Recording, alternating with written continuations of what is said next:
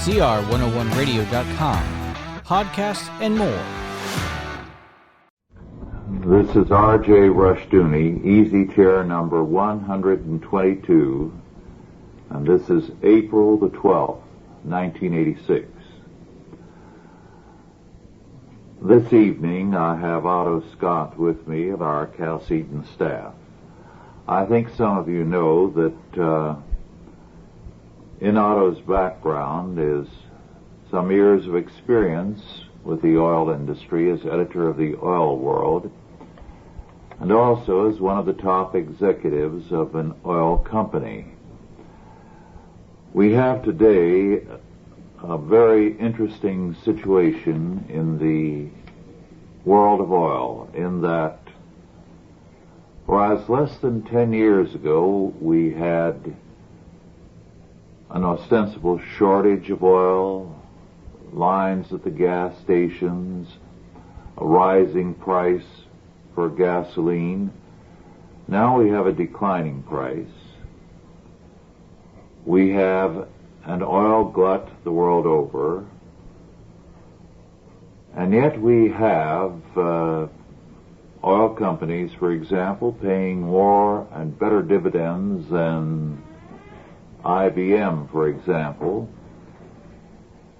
and also the oil shares, although depressed, being regarded by some as particularly choice items. Otto, what is your general outlook on the world of oil, and then we'll get into specifics? Well, we have to go back a way. The United States, of course, dominated international petroleum industry for quite a while. We lost that dominant position when, in the early 70s, when OPEC got together and created its cartel. Shortly after that, the majors realized that they had lost the control of the crude oil market. So they made a deal with the Arab crude oil producers to go in as partners on oil refining to produce gasoline and all the other products from crude oil. Some of these partnerships were open and some were silent. Some of the large refineries that have been created in the Middle East, in the Arab countries, some in Europe. So that the whole situation shifted from emphasis on crude oil to emphasis on product. And that's only one of the shifts that's taken place. The other shift that took place, of course, was the discovery of new crude oil reserves in other parts of the world other than Saudi Arabia and Arabia itself. The North Sea oil discoveries, for instance, discovery of immense amounts of crude oil in the North Slope of Alaska. The rediscovery, you might say, or the recollection of the large crude oil reserves of Mexico, which had never been properly tapped. And overall, the whole question of crude oil is that if every continent were explored as diligently as the North American continent, for instance, there's no doubt, or very little doubt, that we could be swimming in crude oil. So it's really a marketing situation. And what's happening to the product market is that an increasing amount of product is being shipped into the United States from overseas. Gasoline, diesel fuel, jet fuel, all the many, many other products possible. And this has gradually put the small companies, the independent companies in the petroleum industry in the United States up against the wall. In fact, for the last year and a half, they've been closing down at the rate of one every 3 weeks. Now, these small refineries, of course, don't produce as efficiently as a very large modern refinery, but each one served an area. It served a small market area around its own distribution pattern. And for a long time, the oil industry or the petroleum industry operated a system where if you made a sale in somebody else's territory, they would deliver it for you. And if they made a sale in yours, you would deliver for them, because that would keep the price down and you wouldn't have to charge the consumer for transportation. Because, believe it or not, the oil industry has treated the American people very well. Our great industrial productivity really has its origin and was maintained and grew and developed because of cheap fuel, because it was provided with oil and oil products cheaper here in this country than anywhere else in the world, in the developed world. Much cheaper than Europe, much cheaper than any other area. The American public has never realized what it owes the American petroleum industry. But to go back to the effect of the importation of petroleum product on the smaller independents, to close them down means that in any future period, the cost of these products has got to increase because the transportation costs will be increased, because you'll have to go over larger territories. Now, the independents, of course, protested against this trend, and the majors went to Washington and spread out the map of the country and said, look at all the refining capacity we have in our great big refineries here. The independents are crying wolf. There's nothing to worry about. At the same time, a concurrent development, of course, has been the inability of OPEC, which fundamentally means Venezuela and Saudi Arabia, to keep the other oil producers in line, especially Nigeria, which needs money very badly, and other areas like Mexico. Mexico refuses to keep any sort of an agreement with anybody. It's against the Mexican psyche to keep an agreement. Nobody knows why. So OPEC began to fall apart in terms of the crude oil price, and one of the reasons was also that the Arab-producing nations no longer care about the crude oil price because they're moving into the refining and marketing end of the business. So there are two things underway. One is a decline in the price of crude oil, so that imported crude oil is moving into the country in enormous quantities at very low prices. The prices are lower than any domestic producer can match. He can't pay an American wage and meet the price level of Saudi Arabian wells, where the cost of a barrel of oil is about 10 cents. So they're, at this point, practically speaking, putting the American native producers of oil, the drillers and so forth, out of business. The same as they're putting the refiners out of business, because I've just recently went through parts of Colorado, northern Colorado, and Utah. The Colorado area, there's several big fields, and I noticed almost all the wells were capped. It's no longer worthwhile to try to bring them to market at the present prices, because at $15 a barrel, for instance, oil is actually cheaper now than it was before OPEC began to quadruple the price in 1972 and 3 because of the inflationary factor. Now, to put the oil producers out of business and the oil refiners out of business is, of course, to reduce the giant petroleum industry. The largest industry in the United States is to put it in a very perilous position. The majors are doing very well. They like it. They think it's just great. The majors and their Arab partners are seeing some of their independent competitors being wiped out. But the overall trend, outside of the enormous numbers of people that are losing their jobs and their business and their dividends and so forth, the overall trend is very ominous for us. We've seen, for two reasons, and correct me if I'm wrong, a decline in refineries in this country. One, the environmentalists, and two, the foreign competition. Doesn't that pose a threat for us in the military sense? Well, it does. Our reserves are probably at the lowest point they've ever been as a nation, because under the competitive pressures of imported petroleum product and imported crude, most of the oil companies are drawing upon their inventories and selling their inventories out, because they fill their inventories up when the price of oil was higher.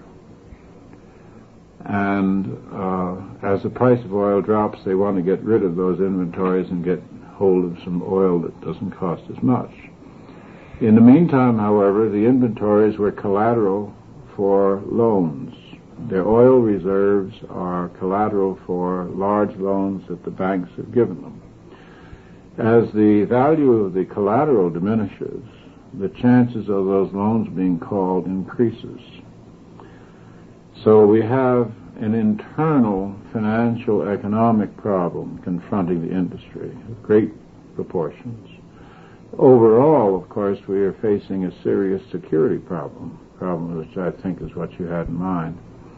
Problem of national security, because oil is what, of course, the most essential of all modern commodities. Now, assuming we have a crisis next year, an international military crisis, and we suddenly find ourselves desperately in need of much more gasoline, how quickly can we reactivate the closed refineries when we're no longer able to get it from abroad? No way, because a refinery once closed down turns into a massive rust. They cannot be reactivated. And that means that a large number of American refineries are now finished. That's right. Absolutely finished. Many representations have been made to Washington without avail. Washington is hung up, it's hoisted on its own semantic petard in a way. As you know, the American Academy and the majority of American economists and the majority of educated Americans and the majority of our governing class and our group in Washington believe in free trade. They don't believe in very many things, but apparently they have a really religious belief in free trade. But free trade is like unilateral disarmament. It's wonderful in a world where no one else has any guns. But free trade in a world where everyone else practices mercantilism is suicidal. Well, in the past, when we've advocated free trade, we've said all the same. For reasons of military security, certain things are exempt from these provisions. Why have we suddenly abandoned this with respect to things that are so vital to national security? That's a terribly good question, and I addressed it at the CMRE meeting in the Arden House a couple of months ago to one of the men on one of the boards of the commission that keeps track of our international trade, and he couldn't answer the question. Now, we had the same sort of a confrontation regarding oil and cheap oil before OPEC came together, before OPEC became effective in the 50s. And at that time, the national security argument prevailed. So a quota was established where only a certain percentage of foreign oil could come into the United States. And that, of course, meant that the price of crude oil in the United States was artificially lifted. There were all kinds of bellows of complaint from Jack Anderson, the great industrialist, the columnist, was an expert on all things, and various and sundry others who said that this program was at the expense of the American consumer. And to that extent, to the extent that the consumer had to pay more for gasoline and oil, it was true. But don't forget that before OPEC, the oil only cost us about $3 or $4 a barrel. Mm-hmm. And gasoline and petroleum products were correspondingly low. So they were hollering about products that were really quite cheap. But it did save the domestic industry. It did save the domestic refining industry and the independent producers. Now, the majors couldn't have cared less. The majors didn't like the program because the majors had their tie-in with the Arab countries and were getting all the oil they wanted. So, of course, it was oil that the majors were shipping in that was put under a quota. And they spent a great deal of money trying to destroy that program, which was identified as a pork barrel or an oil barrel or whatever you want to call it. And at the same time that they were complaining about this, if you recall, Rush, the gasoline companies or the oil companies that were producing branded gasoline in their own names were having price wars all over the country. They were putting out free dishes, mm-hmm. and all kinds of premiums, and at the same time that they were being accused of being monopolists robbing the consumer. Yes. We haven't finished breaking all the glasses we acquired during the giveaway program. The last 2-3 days, and I won't ask you to talk about matters that were confidential, you were called in by a major oil company to consult with them. Just a general question. Do you feel these oil companies are aware of the implications of what's happening, its threat to the future of this country, or are they thinking simply in terms of the annual report? Well, the independents are very much aware of the threat.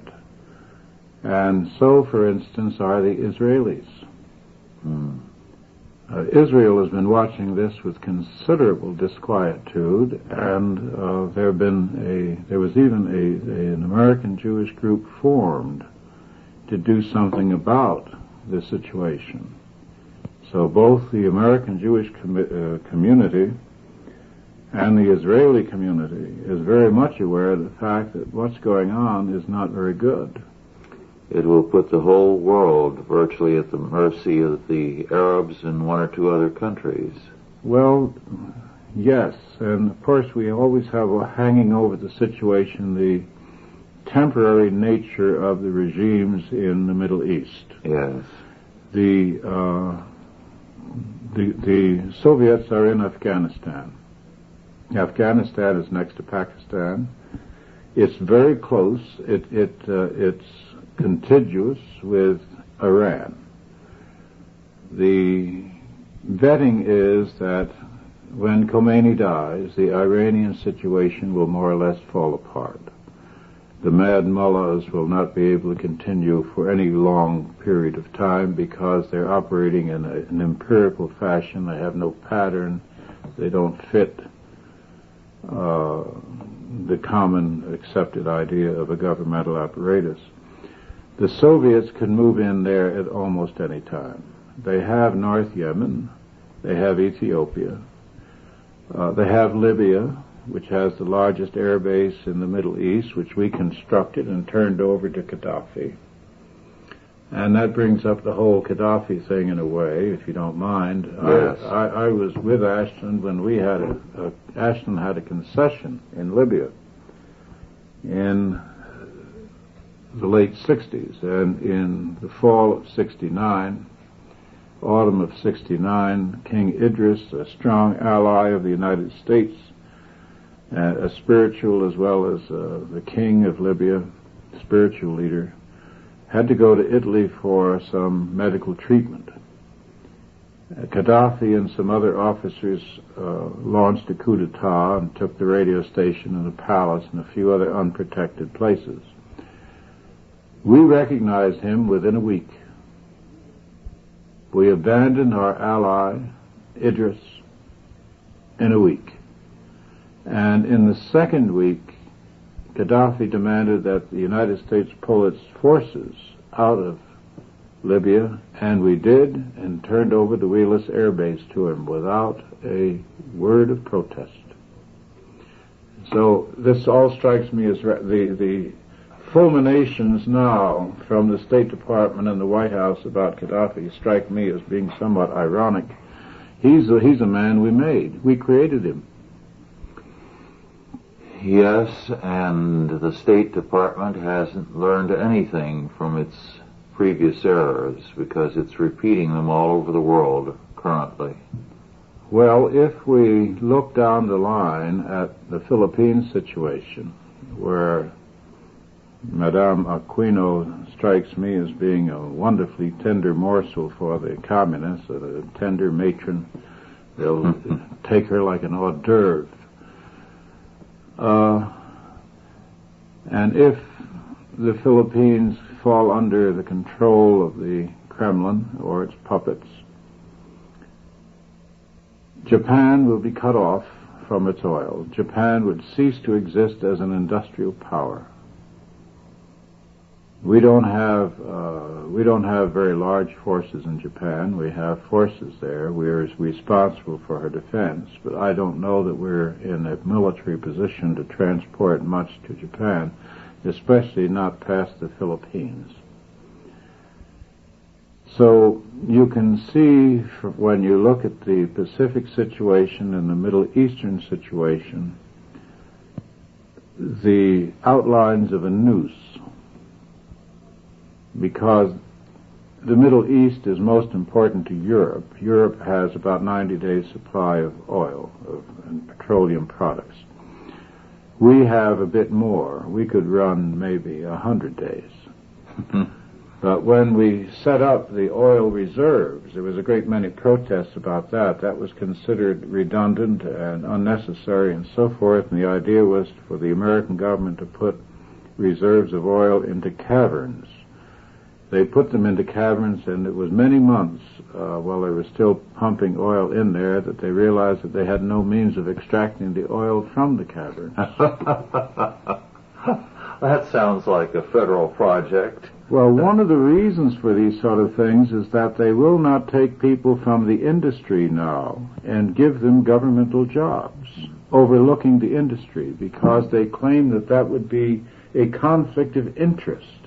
That means then that the government has created its own experts from outside the relative industries. And when men from the industry go to Washington to talk to the agencies about these matters, they are regarded as special pleaders. Now, if a man doesn't have any interest in the cause that he's representing, you would wonder why he would represent the cause.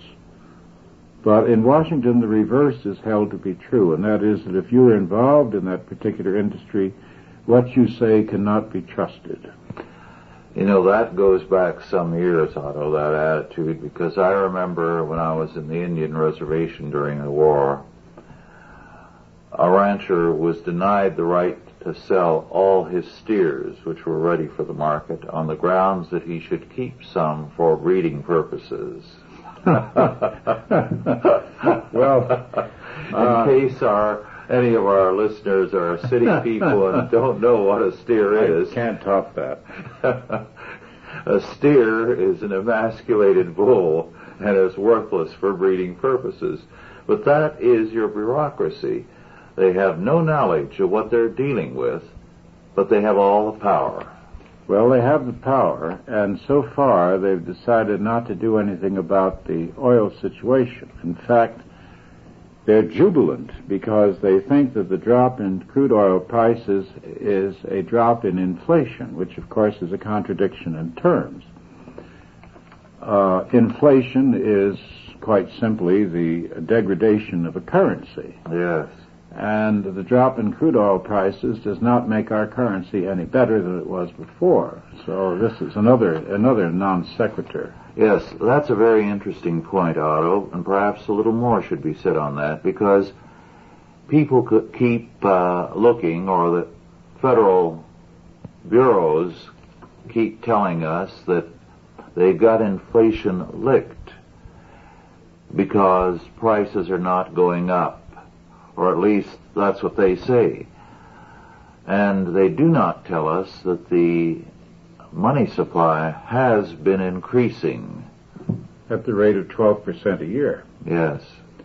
Now, they estimate that it takes about 18 months for this to boomerang on the market. But Mr. Reagan was inaugurated the first time in 1980, and prices have gone up about 35 to 40% since 1980. You can't buy a car for the price you could buy it in 1980. You can't buy a suit or a necktie or anything else. So who licked what inflation where? Yes. It's an amazing bit of propaganda that people are ready to swallow. Well, let's look at this. I picked this up from Business Week, not my favorite magazine, but they were talking about the impact of this, of these drops in prices. They're really not even smart enough to talk about the import problem, but they're talking about the effect on the prices. What it has meant to the independent oil companies, Phillips Petroleum, for instance, Tenneco and others, is that they're slashing their payrolls by 15 to 20%. They're knocking out tens of thousands of jobs.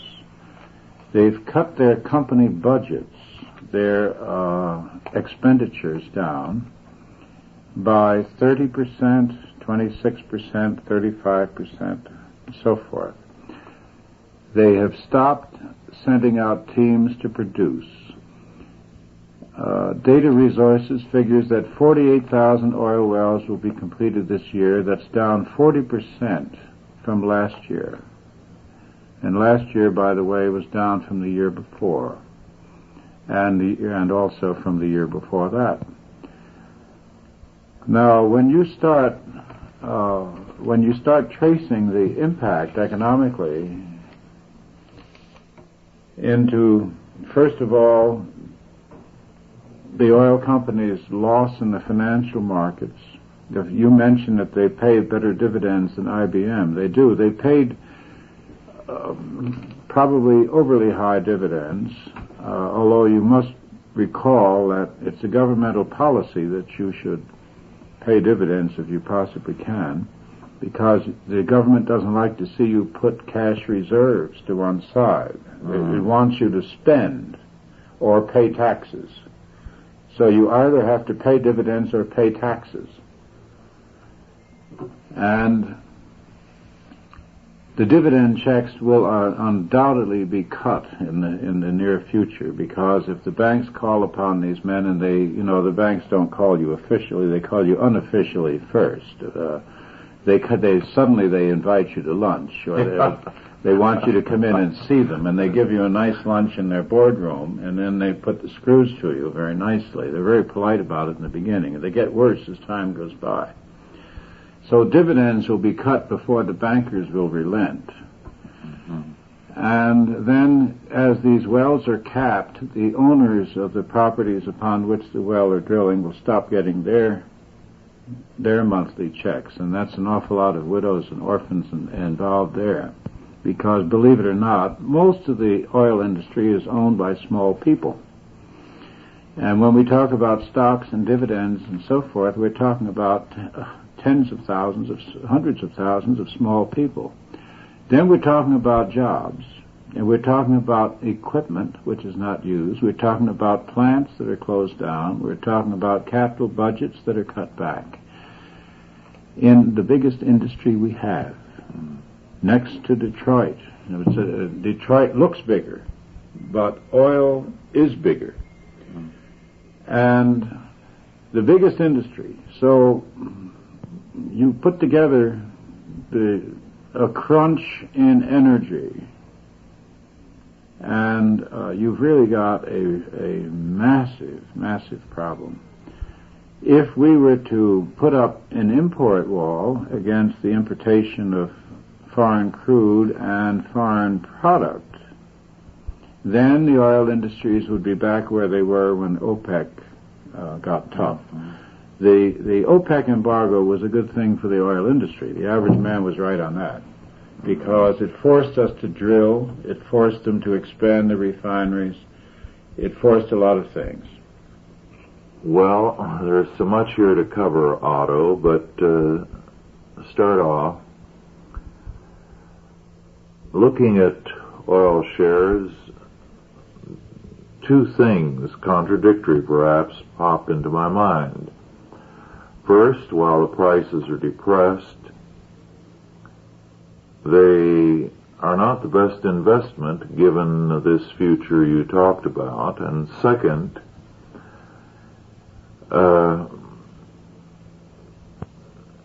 the disposal value of most of these oil companies now is sometimes far greater than the total value of the shares. Well, that's due to inflation.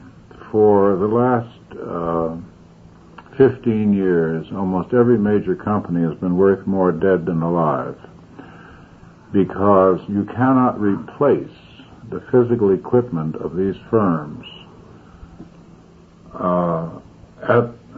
for any price.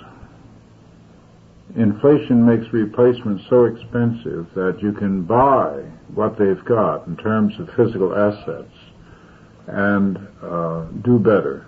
You could sell, you could break them up and just sell, for instance, Ashland's oils, Ashland's trucks, its barges, its ships, its planes, its refineries, and so forth, amount to more in terms of market value than the value of the paper company's paper. And that's true of every company. This is one of the reasons why the takeovers, because to take over a company is to get something cheaper than you can build, and certainly quicker.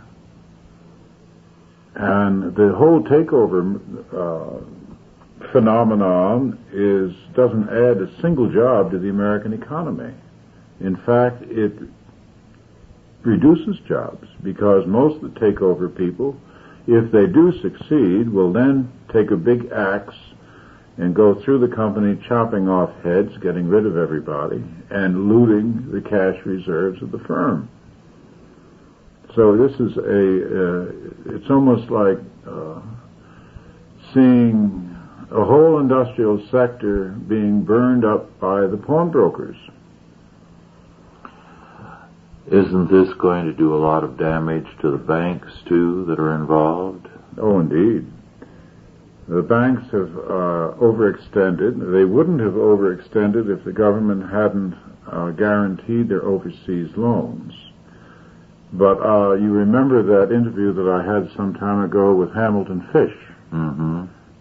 Marvelous old man. And his question about how come, he said, there is no congressional investigation of these massive loans from our private banks to foreign governments. He said, you know, somebody usually gets a commission on these things. Don't you think the banker's nephew's got a commission when hundreds of millions of dollars are being handed around? And it's a very good question. I said, maybe it was a congressman's nephews. Maybe that's the reason that there was no inquiry. Well, with regard to these oil companies, it appears that they are facing the same problem the American farmer has been facing. All industry is facing. Mm-hmm. It's not just the farmers, not just the agricultural belt, not just the oil. It's not just automobiles. Our whole industrial sector is melting before our eyes. I'm told by one of our supporters, Dan Maxwell, in fact, that Mines are being shut down in this country because they cannot compete with foreign companies which are getting the contracts. And the equipment, sometimes virtually new, is being pulled out and sold for 10 cents on the dollar by order of the banks. This is creating a crisis for us with regard to our mineral resources. So, as you say, this is something that extends to more than the agricultural and the oil communities. What do you foresee in the near future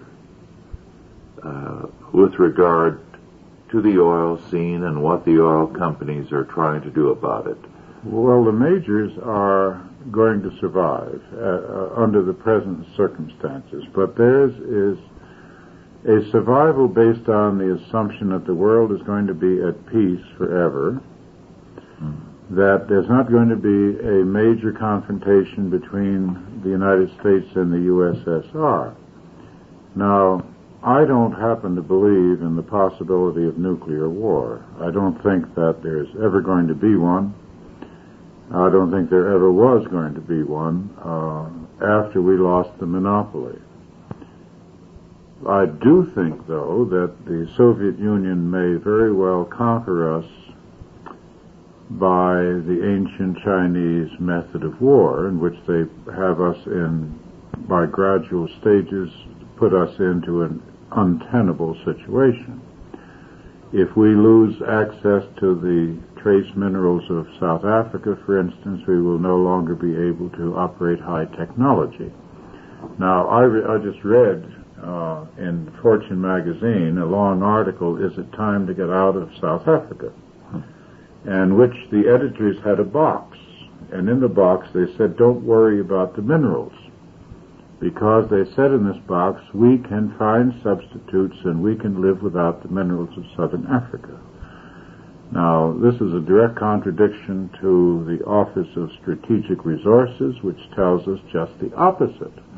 So who do we believe? Do we believe the television? Do we believe Fortune magazine? Do we believe editors? Or do we believe industrial experts? I would say that we are going to have a financial crisis of great proportions, much worse than the 30s, because in the 30s we were law-abiding, docile. There were outbreaks of violence. I recall, and I'm sure you do too, where the farmers dumped milk on the highway and where they hanged a couple of sheriffs, and that stopped foreclosures for quite a while in a few counties. And generally, and there was a bonus march, if you recall that, and they didn't threaten anybody. Now we have large groups of people who feel that they are entitled to be taken care of, and that if there's any reduction in their rations, they will threaten violence. So if we have a continuing unemployment problem, which we have now, and a continuing closure of plants and factories and a decline in production. I was in Utah and Colorado, as I said. Both these areas have blue-collar depressions right now. We know that the Sun Belt is suffering. All the oil states are suffering. Louisiana, Texas, Oklahoma. All the banks in those areas are suffering. Everyone, of course, isn't suffering because everyone doesn't always. No time is it universal. At all times there are people who seem to make money no matter how things are going. But unless the government stops, unless our government, acknowledges these declines and these problems, there is no way that we can get out of them. We will have to say, we have been misled and we've misread history. For instance, on the free trade argument, England was the country that introduced free trade after 200 years of conquest. For 200 years they invaded and they occupied and they shot people in order to get markets for their goods. And after they had all the markets, they declared free trade in the places they didn't control. But they always had an empire preference in their colonies. At any rate, they lowered the corn laws, as we were always told in school, and cheap American wheat and cheap Argentine beef began to pour into England, and by 1890 they could no longer feed themselves for the first time in the history of their nation. That's what made them vulnerable in World War I and II. And the decline of their agriculture was paralleled by the decline in their heavy industry and the decline in their overseas trade. While the Germans put up a tariff, the Americans put up a tariff, both of them stole their technology from Britain and innovated their own and invaded the world international market. Now we're doing what England did in the 1870s, 1880s, 1890s. We are going downhill. We still live like rich people. We still look great. But practically everything that I wear now comes from Korea or Taiwan or some other place. And I had a manufacturer recently that I talked to who said, how can I compete with a Chinese factory that pays 15 cents an hour wages? So you get into this question that Disraeli brought up. He said free trade is a very nice principle, but it's not a religion. If we want to feed the world, we can only manage to do it for a while. After we run out of that capacity, we will simply fall to an incredibly low standard of living. Right now, England's standard of living is below Italy's. This is the decline of a great power in our own lifetime. You spoke of certain sections of our country being very depressed now. Before that was in the papers, we felt it here in Chalcedon because we'd get letters from people in certain sections saying, this is the last check I can send for a while because I'm out of work. I had a call from one pastor in an oil state saying that the Christian school of 650 that they had at the church was going to shut down. No one had money for tuitions. They had no money for salaries. It was a one-industry area, oil and oil-related. And a large congregation now had, whether they were on the working level or executive level, no income. And so the pastor was $30,000 in arrears because he had no pay.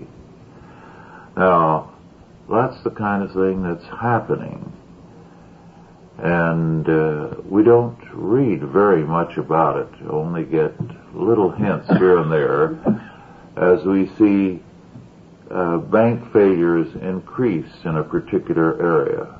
Well, I got a call from a retired investment banker in San Diego about 2 weeks ago who said that they have changed the rules for the bank examiners. The bank examiners no longer have to close the bank down when they find it's in a perilous situation. Because so many are in a perilous situation that they don't want to start any stampede. Now, it may all be very nice, you know, to get cheap shirts from Taiwan, but there's a German economist talked about that named List. He said, what use is it to give me a cheaper shirt if I have to lose an arm? What we're seeing is somewhat different from anything the world has experienced before, at least on this scale. We have inflation, as you pointed out earlier, and I am inclined to believe we'll have it much more dramatically by the end of next year. But at the same time, we have a very depressed economy. So it's, you might say, inflation with a depression. Well, it's an inflation with, it's a depression with money. It's wild, but there are a lot of parallels with the late 20s. We have a credit expansion. And most of the credit cards, all the credit cards that I have, come to think of it, were sent in to me without my asking for them. And it's hard to turn them down because that's credit is credit. A lot of people use them and use them all and get into trouble. But we have here a great inflation of credit all the way across the board. The stock exchange, despite the fact that the figures are actually higher than they've ever been, is actually lower when you discount the inflation factor. Our productivity is going down, our unemployment is going up, the banks are reaching the limit of credit. The credit reporting agencies have got almost everybody below the high levels that they used to have them. Now, what's going to happen with all this?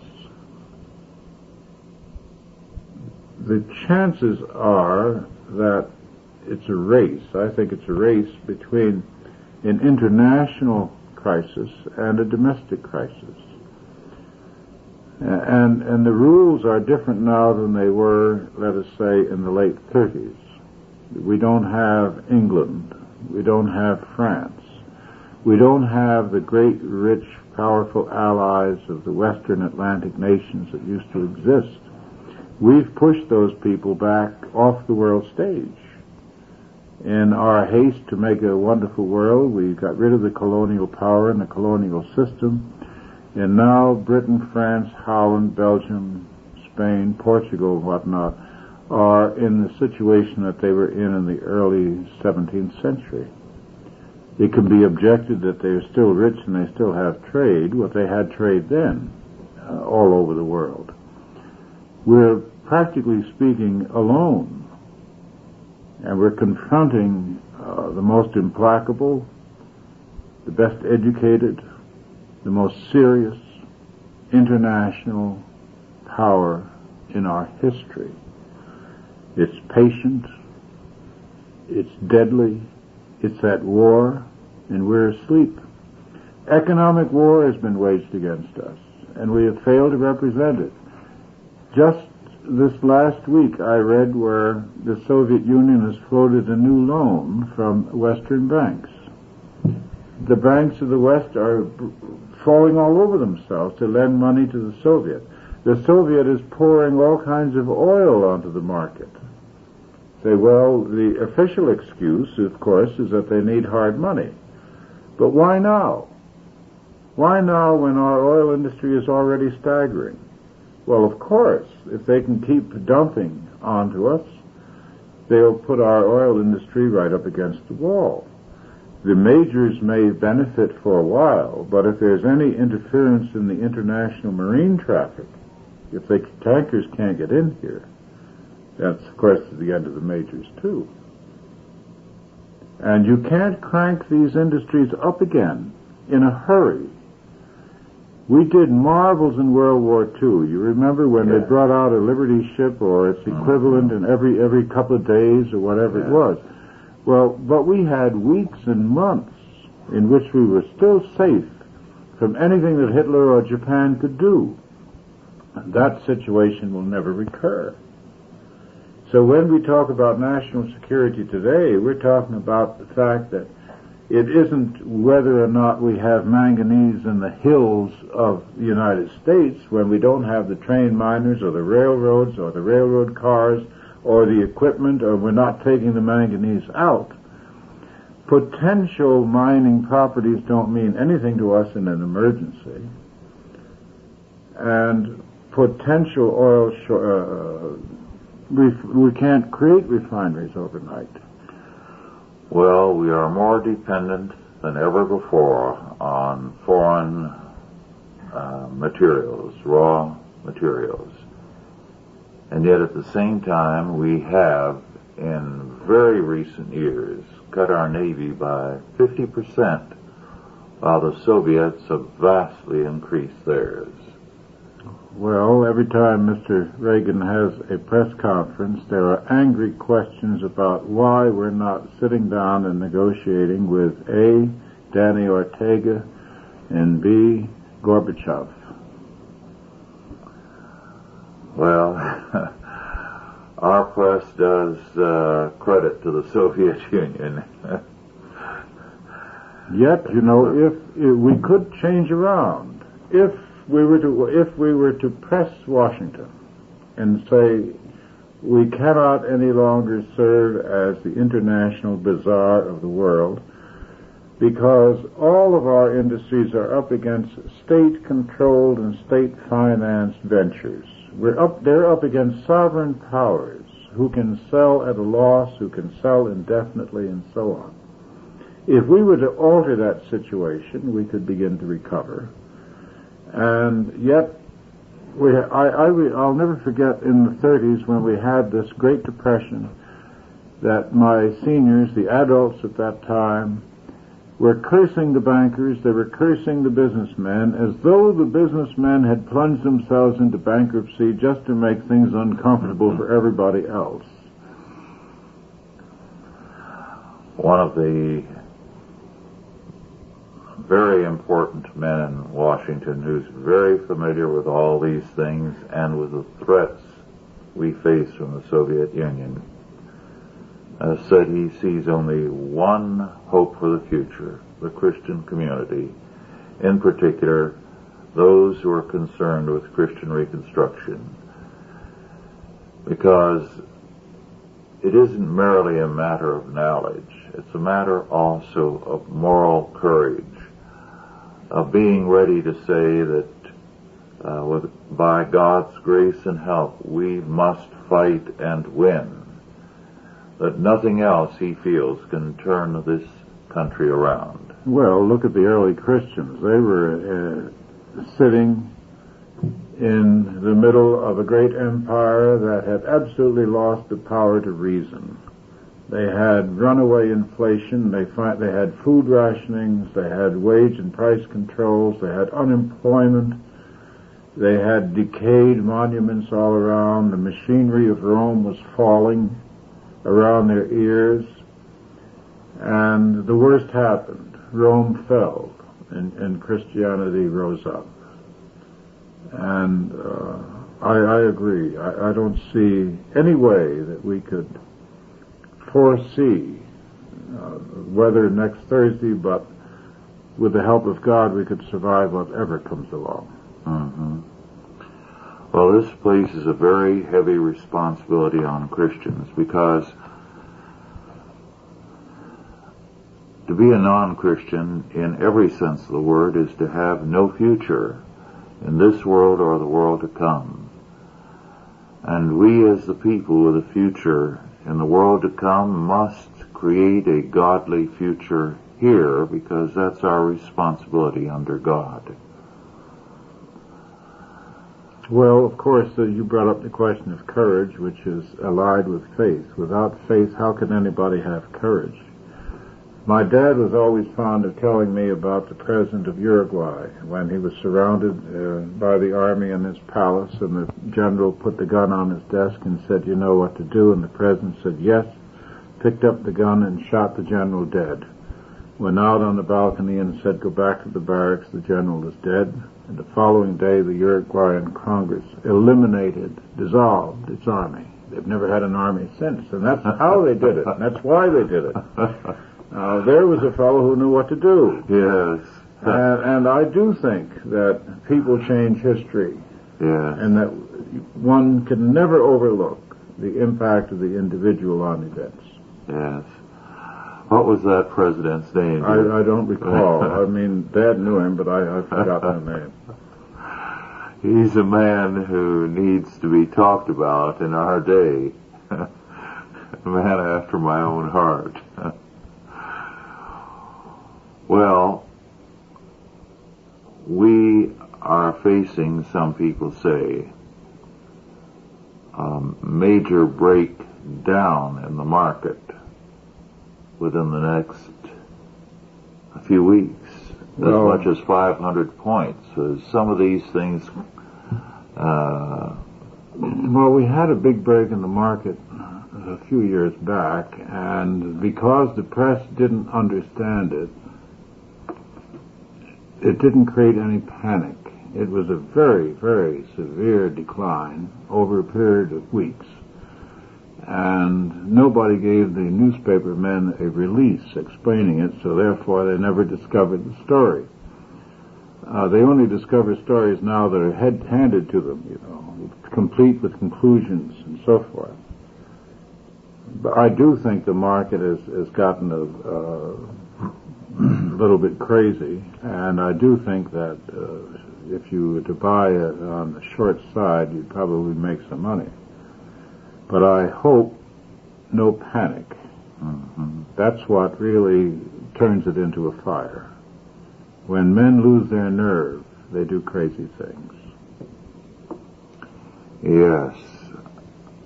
And one of the problems of our time is that men have been refusing to face up to the situation domestically and internationally.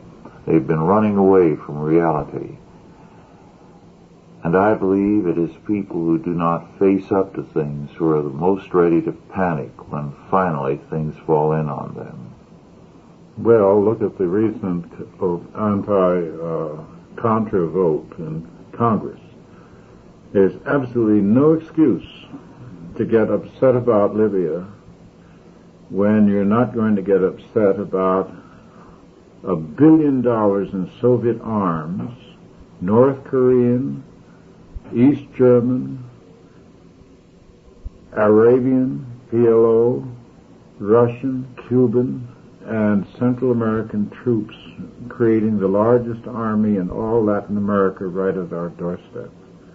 There's absolutely no excuse for Tip O'Neill and his cohorts to be allowed to walk around. Nobody should ever shake hands with those people again.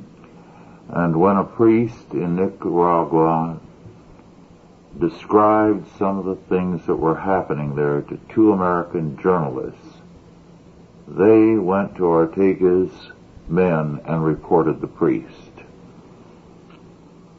Well, they should get the Cowards Award for the year, and that's a hard award to get in the United States these days. Yes. But that's the kind of thing that's happening, and the misrepresentation of the situation in Nicaragua. Well, of course, if you want to get right down to it, the whole world is afraid of the Soviet Union. And we've joined Europe in that particular posture. Yes. Yet I don't think they would ever come to a fighting war with us. They are so convinced that they can outweight us. The United States is a country of quick enthusiasms, a country with very little patience, a country, I hate to say this, without an intellectual class. We have intellectualoids. We have people who have read everything, who can quote everybody, and who haven't got an idea of their own. And present company accepted. Well, I don't know. I suppose. But really, outside of the Christian community, we can get to basics. When I meet a fellow Christian, I can get to basic and serious topics without any problem. And even though we don't always agree, we can always discuss. Mm-hmm. But that's not true elsewhere. Well, we have just a couple of minutes or so, Otto. Are there anything you'd like to add to what you've said thus far, either to sum up or to supplement? Well, I could only repeat that we should really talk to our representatives in more serious terms than we have so far. Oil spills notwithstanding, we cannot live without oil. Yes. And if we are going to live upon the mercy of the world, it's a mighty dangerous and unfriendly world we're going to rely on. Yes, we were discussing at our staff breakfast the other day how everything is becoming electrified. They're no longer making the manual typewriters. And when my hand-powered lawnmower quit on me recently, I had to search all over the county before I found a man who was ready to fix it, because they're all gasoline-powered now. Well, we have made ourselves so vulnerable, even in the least things. Oh, look at our downtown cities. They look like greenhouses, upended. Mm-hmm. Glass-hung skyscrapers everywhere. We really believe, like the butterfly or the grasshopper, that it's going to be summer forever. And when an earthquake hits, and the whole world is earthquake-prone, some areas less frequently than others, those glass buildings really shatter and are a menace to those in the streets. We're going to have to figure out something more, a little more pleasant, Rush. We're going from one terrible precipice to another. Well, I'll tell you, the marvelous thing in all of this is that God is on the throne, and He's laughing at these idiots who are turning the world into a hell as they try to make it humanistic heaven. And He has a better plan for us, and we'd better pay attention to Him. Now, amen to that. Well, our time is up. Thank you all for listening, and